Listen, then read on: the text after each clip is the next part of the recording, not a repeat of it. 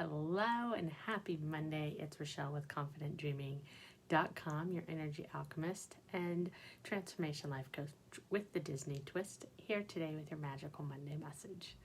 And this week's message is titled A Very Merry Unbirthday, and it is going to include lessons from Disney's animated classic Alice in Wonderland. And I know you don't have to comment. I know that the animated classics were definitely fairy tales upon fairy tales, and that the actual written versions were not necessarily as happily ever after or as, I don't know, innocent as some of these cartoons were. So no need to let me know, because I do. But for the purpose of what I do reference the animated classics, because that's something we can all watch with our kids and get these lessons out of it for ourselves, as well as teach them while they're still young. So, a very merry birthday is also for this week, because it is my son's half birthday, and it is something we celebrate that I know a lot of people think is funny, but I don't know. When I was a kid, I always thought half birthdays were cool, and so we celebrate, especially once I saw it on Pinterest, and you just make a half a cake, and that's basically all it is.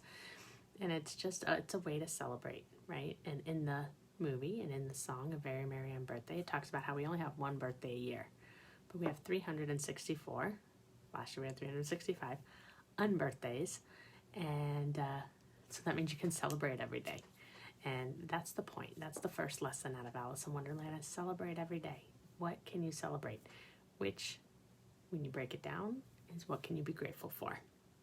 So when we work on choosing three things to be grateful for every day, we're creating a habit and a new neural pathway in our brain to help look for the good in every day. And when we can find good and be grateful every day, we are literally celebrating every day. And I think that's a fantastic lesson for anybody. You can dream impossible things, right?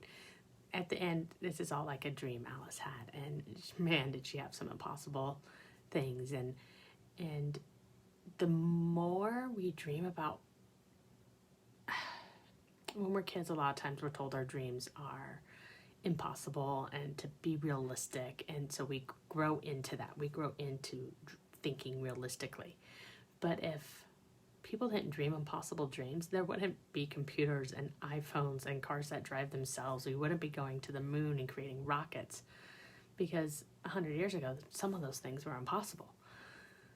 So dream the impossible dreams and see what happens. It's like the saying, I didn't look it up, shoot for the stars, shoot for the moon, and even if you miss, you land among the stars, right? If we dream the impossible, what can we come up with in reality? So it's pretty exciting. When you wander, obviously you've probably heard this quote or seen it on Pinterest, but wandering doesn't mean you're lost. You can wander. Wandering is like a physical form of curiosity. Wander, see what you can discover. Go through your life, and wherever you wander, sometimes that's where the best memories are made, or the biggest aha moments, or a light bulb moment comes up in your head, because you're in the middle. You're not, I don't want to say you're not moving with purpose, but you're just wandering and wondering and having curiosity about what could come up, and that is when you are open to allowing things to come to you. Which follows with follow your curiosity, right? She saw this white rabbit running, and she followed it and literally fell down the rabbit hole and into this world of nonsense. And the whole time she's just fighting to get back and make sense of the nonsense. And that's where some of these lessons have come from, is in the middle of that nonsense. And part of it was finding out who she was. The caterpillar asks her, "Who are you?" So knowing who you are and taking the time to figure it out, which Alice comes out of the dream knowing a little better what she wants and what she doesn't want. Listening to your instincts and keep moving forward. So those are pretty basic. Connecting to your intuition, which when you're wandering is a great time to practice doing that. And then instinct and intuition are pretty much the same, and it's just listening to it and following it and keep moving forward. We can't go backwards into the past. Moving into the future every day, we're moving forward. And if we stay stuck in our old ways, we aren't open to embracing a new way of doing things. We aren't open to new possibilities, dreaming the impossible because we are stuck. And when we keep moving forward, that's part of being curious. Walt's quote says, we're curious, we open new doors, and we keep moving forward.